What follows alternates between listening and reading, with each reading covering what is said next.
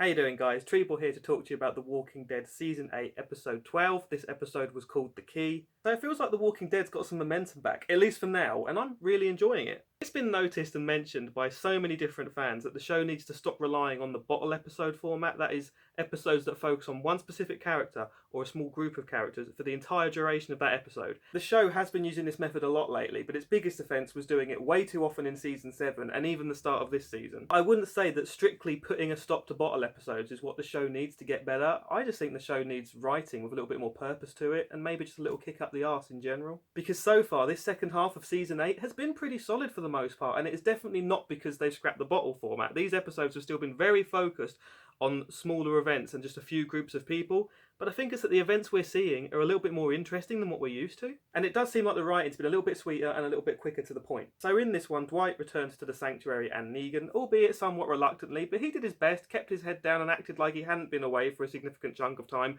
planning who knows what against Negan. Negan approaches him to welcome him home, but he does seem understandably a little bit suspicious, but he does also offer him a crate of beers. So you can't really argue with that, Dwight. Keep calm, carry on, drink the beer. Because, you know, as some people say, alcohol solves everything. Maybe even a zombie apocalypse if you drink enough of it. We all know that Dwight is a dick. And he's done some pretty bad things, like murder, for one. But I really do like what Austin Emilio is doing with him acting-wise, and he is a compelling character now that we know where his true allegiances lie and what his actual headspace is. He tags along with Simon this week as they set out on their plan to attack the hilltop with their Walker-marinated weapons. Simon was once again a highlight for me this week, and I liked everything about their little car ride because seeing Simon voice his opinion about Negan's failing methods to Dwight, and then Dwight trying to not seem too agreeable about it, was really interesting. There's just a whole lot of backstabbery going on with the Saviours right now, and it is great watching the faction slowly erode from within. Simon actually goes on to ask Dwight the question that we've all been asking for so long: has he ever thought about killing Negan? Dwight's reaction to this is priceless. Oh, you mean when he took my wife and burnt my face? Nah, never thought about that. These back and forths between the two of them carried on throughout the episode, and I'm really excited to see what's going to happen to the Saviours in the long run.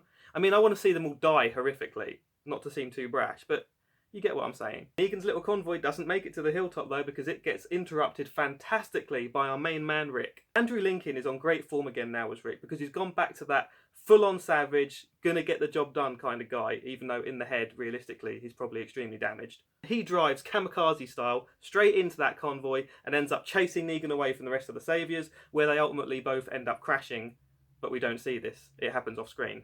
So that kind of sucks really when you think about it. But it's still cool to watch, and it's great to see Negan actually look a little bit shaken up for once. And we get to see Rick climb out of his wreckage with his AK-47 and open up on Negan, brushing shoulders with walkers as they make their way onto the scene. He does not give a shit. And if you're a fan of the amazing zombie effects in this show by Greg Nicotero and his team, we do get to see our very first naked walker here staggering onto the scene.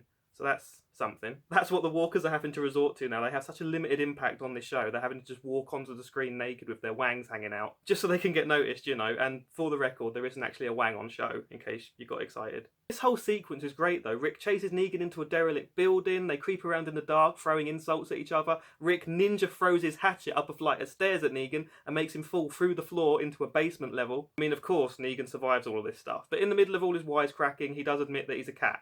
So we now know where his 9 lives come from, even though it's been more like 900 at this point. And then we have the icing on the cake. Rick sets fire to Lucille. So we now have a flaming, barbed wire wrapped bat. I mean, in all honesty, that baseball bat is having more development on this show than any of the characters right now. It's like something out of an RPG at this point. Lucille now has 10% chance to inflict fire damage. We're just going to go full-on Dead Rising at some point and have boxing gloves and chainsaws attached to her, because that would be fantastic. In all seriousness though, as awesome as this scene was, nothing came of it. Rick didn't end up killing Negan, although he did definitely scare him a little bit, and the whole sequence was fantastically staged, from the car attack to the running into the derelict building, and the visuals were great. Lucille really did light up this scene, and it was so cool seeing Rick and Negan brawling in the dark while surrounded by flaming walkers they also had to contend with.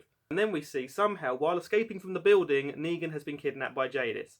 No idea where she came from, no idea how she caught Negan, no idea what she was doing there, no idea where this is going. The only other noteworthy scene we got this week were the ladies of Hilltop, Maggie, Michonne, Rosita and Enid, dealing with an unexpected arrival from a potential new group via 3 new characters. I'm sure we can all agree We don't need any more new characters on this show right now. We have enough. Can we deal with this all-out war arc and maybe fit out the herd a little bit before we introduce some new ones? I'm not sure what to make of these new characters. The main one, Georgie, who's kind of this prim and proper suit-wearing, slightly odd lady, seems sound enough. She seems really interested in this community that Maggie's managed to build at the hilltop, and she offers Maggie a book containing a wealth of agricultural knowledge to help further the development of this community. She says they will be back at some point to see what kind of developments they've made with their new knowledge. I don't really know if this is a good or a bad thing, but to me it just seems like she could very easily be a friendlier version of Negan. I gotta say though guys, for me this was another solid episode of The Walking Dead, and I like this stride that we've hit at the moment. I'm going to give this episode of The Walking Dead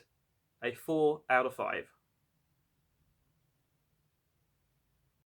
So that's all from me this week. Feel free to talk anything and everything about The Walking Dead and this particular episode in the comment section down below. It'd be interesting to talk about it. I will be back next week to talk about the next episode. So until then guys, take it easy, thanks for watching, and I'll see you in the next one.